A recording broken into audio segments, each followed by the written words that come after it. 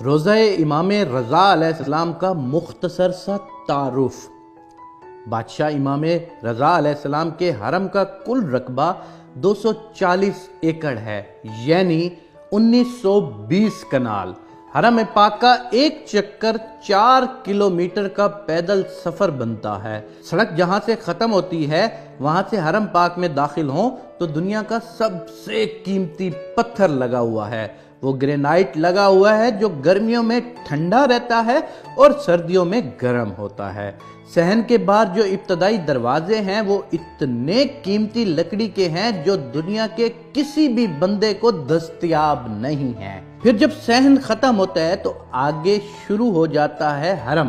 حرم پاک کے جتنے دروازے ہیں وہ سب کے سب سونے کے دروازے ہیں۔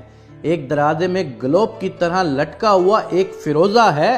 اس فیروزے کے بارے میں حرم کی کتاب میں لکھا ہوا ہے کہ پورا ایران برباد ہو جائے اس پتھر کی قیمت سے دوبارہ آباد ہو سکتا ہے۔ بادشاہ رضا علیہ السلام کے مہمانوں کے لیے جو سبیلے ہیں وہ سونے کی ہیں اور جو پینے والے برتن ہیں وہ چاندی کے ہیں۔ جو ہی صحن ختم ہوتے ہیں آگے جوتے اتارنے کی جگہ ہے۔ جدھر زوار اپنی جوتیاں اتارتے ہیں وہاں پر میرے بادشاہ کے 8000 نوکر کھڑے ہیں۔ اور یاد رکھنا وہ دنیا کے کوئی عام بندے نہیں ہوتے کہ جو بے روزگار ہوں اور چلا جائے اس کام کے لیے۔ ان میں 90% لوگ ایران کی فوج سے ریٹائرڈ میجر، جنرل، کرنل اور بریگیڈیئر جیسے افیسرز ہیں۔ وہ ریٹائرمنٹ لے کر درخواست دیتے ہیں کہ ہمیں پینشن نہ دے، بادشاہ رضا علیہ السلام کے زواروں کی جوتیاں اٹھانے کی نوکری دی جائے۔ دنیا کا کوئی 7 سٹار ہوٹل اتنا خوبصورت نہیں جتنا بادشاہ رضا علیہ السلام کے لنگر خانہ خوبصورت ہے۔ جہاں تک میں نے ایک عالم دین سے سنا تھا کہ وہاں پر زوار کی عرش کے فرشتے مہمان نوازی کرتے ہیں۔ یہ جتنی بھی چیزیں ہیں، سونا، چاندی، اینٹیں، پتھر، ان سب کی فیکٹریاں امام رضا علیہ السلام کی اپنی ہیں۔ کچھ صحن ایسے ہیں جن کا رقبہ بہت وسیع و عریض ہے۔ ان کو صحن بزرگ کہتے ہیں۔ اذہان میں جو بزرگ، ضعیف یا معذور زوار مہمان آتے ہیں ان کے لیے صحن میں امام رضا علیہ السلام کی گاڑیاں کھڑی ہوتی ہیں، اس لیے کہ میرا زوار چل نہیں سکتا، اسے سواری پر لے کر آؤ۔ 3 منزلوں پر محیط ہے میرے بادشاہ رضا کی زری مبارک۔